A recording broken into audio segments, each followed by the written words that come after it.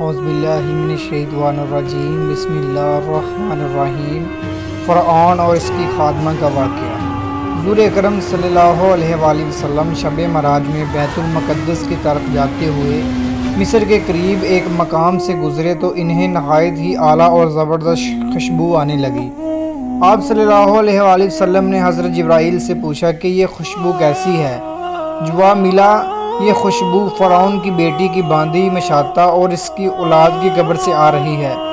پھر حضرت جبرائیل علیہ السلام نے اس کا قصہ بیان کیا کہ مشاطہ فرعون کی بیٹی کی خادمہ تھی اور وہ خفیہ طور پر اسلام لا چکی تھی۔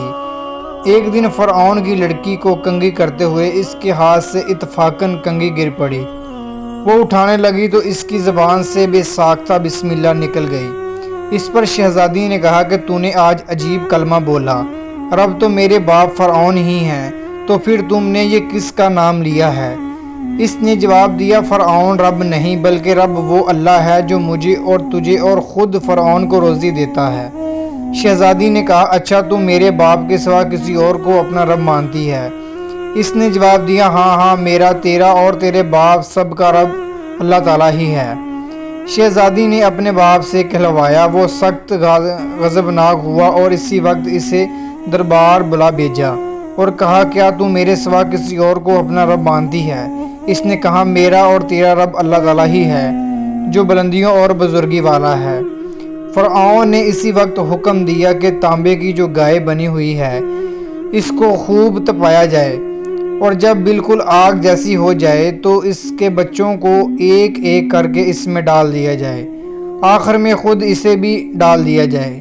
چنانچہ وہ گرم کی گئی۔ جب آگ جیسی ہو گئی تو حکم دیا کہ اس کے بچوں کو ایک ایک کر کے اس میں ڈالنا شروع کرو۔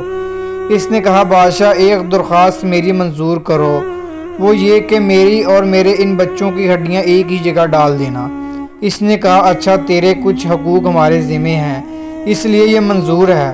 اس کی دونوں بچیاں اس کی آنکھوں کے سامنے اس میں ڈال دی گئیں اور وہ فوراً جل کر راکھ ہو گئیں۔ پھر سب سے چھوٹی کی باری آئی جو ماں کی چھاتی سے لگے ہوئے دودھ پی رہی تھی۔ فرعون کے سپاہیوں نے اسے گھسیٹا تو اس نیک بندی کی آنکھیں تلے اندھیرا چھا گیا۔ اللہ تعالیٰ نے اس بچی کو اسی وقت زبان دے دی اور اس نے بآواز بلند کہا، اماں جان افسوس نہ کر، اماں جان ذرا بھی پس و پیش نہ کرو، حق پر جان دینا ہی سب سے بڑی نیکی ہے۔ چنانچہ انہیں صبر آ گیا، اس بچے کو بھی آگ میں ڈال دیا گیا اور آخر میں ان کی ماں کو بھی اسی آگ میں ڈال دیا گیا۔ یہ خوشبو کی مہکیں اسی کے جنتی محل سے آ رہی تھی۔ سبحان اللہ۔